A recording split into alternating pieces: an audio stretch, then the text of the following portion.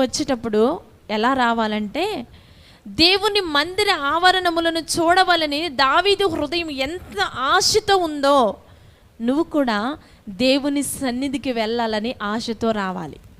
హల్లెలూయా. కొందరు వస్తూ ఉంటారు, అందరు వెళ్తున్నారు కదా, నేను కూడా వెళ్ళాలి. అందరు వెళ్ళినప్పుడు నేను వెళ్ళకపోతే బాగోదు కదా అని అందరిలాగా వస్తున్నారు. అక్కడ ఉన్నటువంటి చాలామంది ప్రజలు వస్తూ ఉన్నారు. కానీ దావీదైతే ఎలా వస్తున్నాడంటే, దేవుని మందిర ఆవరణములను చూడవలెనని సంతోషముతో వస్తున్నాడు.